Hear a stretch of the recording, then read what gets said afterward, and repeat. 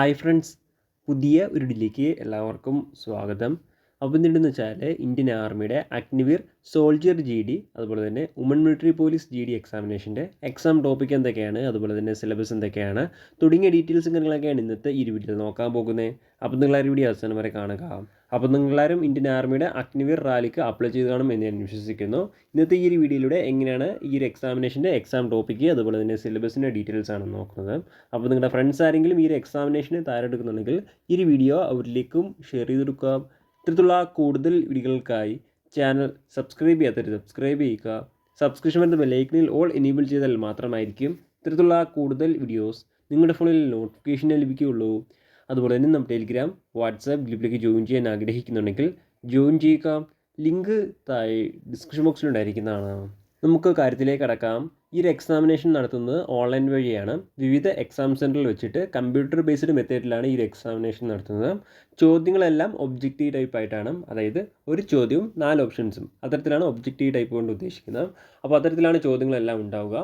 ചോദ്യങ്ങൾ എല്ലാ ലാംഗ്വേജിലും ഉണ്ടായിരിക്കുന്നതാണ്, ഹിന്ദി, ഇംഗ്ലീഷ്, മലയാളം. അപ്പോൾ നിങ്ങൾക്ക് കംഫർട്ടായിട്ടുള്ള ലാംഗ്വേജ് ഏതാണ് ആ ഒരു ലാംഗ്വേജ് ഉപയോഗിച്ചിട്ട് ഈ ഒരു എക്സാമിനേഷൻ അറ്റൻഡ് ചെയ്യാൻ സാധിക്കുന്നതാണ്. ആകെ 50 ചോദ്യങ്ങളാണ് ഉണ്ടാവുക. മാക്സിമം നിങ്ങൾക്ക് 100 മാർക്ക് വരെ സ്കോർ ചെയ്യാൻ സാധിക്കുന്നതാണ്. എക്സാമിനേഷൻ്റെ സമയ ദൈർഘ്യം നോക്കുകയാണെങ്കിൽ ആകെ 1 മണിക്കൂറാണ്, അതായത് 60 മിനിറ്റാണ് എക്സാമിനേഷൻ്റെ സമയ ദൈർഘ്യം. ഓരോ ശരിയുത്തരത്തിന് നിങ്ങൾക്ക് 2 മാർക്ക് വീതം ലഭിക്കുന്നതാണ്. തെറ്റുത്തരത്തിന് നെഗറ്റീവ് മാർക്ക് ഉണ്ടായിരിക്കുന്നതല്ല. അതുപോലെ തന്നെ ആൻസർ ചെയ്യാത്ത ചോദ്യങ്ങൾക്കൊന്നും നിങ്ങൾക്ക് മാർക്ക് നഷ്ടപ്പെടുന്നതല്ല. മിനിമം പാസ് മാർക്ക് നോക്കുകയാണെങ്കിൽ 35 മാർക്കാണ് പാസ് മാർക്ക്. അപ്പോൾ നിങ്ങൾ ഈ ഒരു മാർക്ക് നോക്കണ്ട, നിങ്ങൾ മാക്സിമം മാർക്ക് സ്കോർ ചെയ്യാൻ ശ്രമിക്കുക. നല്ലൊരു മാർക്ക് സ്കോർ ചെയ്താൽ മാത്രമായിരിക്കും ഫിസിക്കൽ ടെസ്റ്റ് അറ്റംപ്റ്റ് ചെയ്യാൻ സാധിക്കുകയുള്ളൂ. ഇനി അടുത്ത ഈ ഒരു എക്സാമിനേഷന് ഏതൊക്കെ ടോപ്പിക്കിൽ നിന്നാണ് ചോദ്യങ്ങൾ ഉണ്ടാകുമെന്ന് നോക്കുകയാണെങ്കിൽ ആകെ 4 സബ്ജക്റ്റിൽ നിന്നാണ് ചോദ്യങ്ങൾ ഉണ്ടാവുക.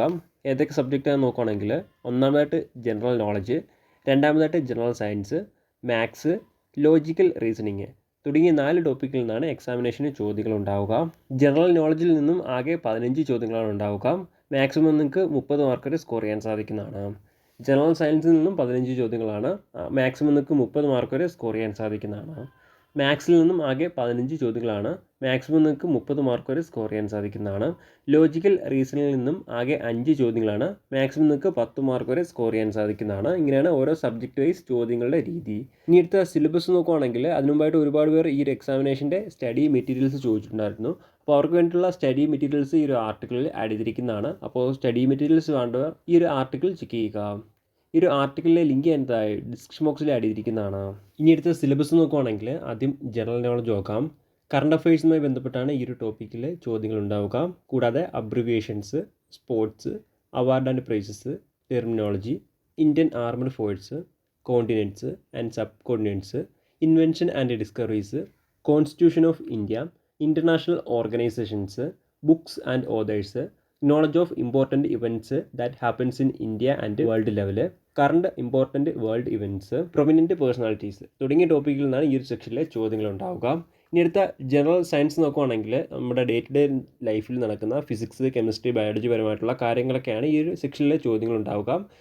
ലിവിങ് തിങ്സ് അതുപോലെ തന്നെ നോൺ ലിവിങ് തിങ്സുമായി ബന്ധപ്പെട്ടുള്ള അതിൻ്റെ ഡിഫറൻസ് കാര്യങ്ങളൊക്കെ ഈ ഒരു സെക്ഷനിലെ ചോദ്യങ്ങൾ ഉണ്ടാവുക. കൂടാതെ protoplasm and tissue, growth and reproduction in plants and animals, elementary knowledge of human body and its important organs, common epidemics and their cause and preventions തുടങ്ങിയ കാര്യങ്ങളൊക്കെയാണ് ഈ ഒരു ടോപ്പിക്കിലെ ചോദ്യങ്ങൾ ഉണ്ടാവുക. ഇനി അടുത്ത മാത്തമാറ്റിക്സ് നോക്കുകയാണെങ്കിൽ number systems, fundamental arithmetical operations, algebra, geometry, menstruation, trigonometry തുടങ്ങിയ ടോപ്പിക്കിൽ നിന്നാണ് മാത്സിലെ ചോദ്യങ്ങൾ ഉണ്ടാവുക. ഇനി അടുത്ത ലോജിക്കൽ റീസണിൽ നോക്കുകയാണെങ്കിൽ 16 വയസ്സിനും അതുപോലെ തന്നെ 20 വയസ്സിനും ഇടയിലുള്ള വിദ്യാർത്ഥികളുടെ ലോജിക്കൽ എബിലിറ്റി ചെക്ക് ചെയ്തിട്ടുള്ള ചോദ്യങ്ങളാണ് ഈ ഒരു സെക്ഷനിൽ ഉണ്ടാവുക. ആകെ 5 ചോദ്യങ്ങളാണ് ഈ ഒരു സെക്ഷനിൽ നിന്ന് ഉണ്ടാവുക. മാക്സിമം നിങ്ങൾക്ക് 10 മാർക്ക് വരെ സുഖമായിട്ട് സ്കോർ ചെയ്യാൻ സാധിക്കുന്ന ഒരു ടോപ്പിക്കാണ് അല്ലെങ്കിൽ സെക്ഷനാണ് ലോജിക്കൽ റീസണിങ്. ഇങ്ങനെയാണ് അഗ്നിവീർ GD അതുപോലെ തന്നെ വുമൺ മിലിറ്ററി പോലീസ് GD എക്സാമിനേഷൻ്റെ എക്സാം ടോപ്പിക്ക് അതുപോലെ തന്നെ സിലബസ്.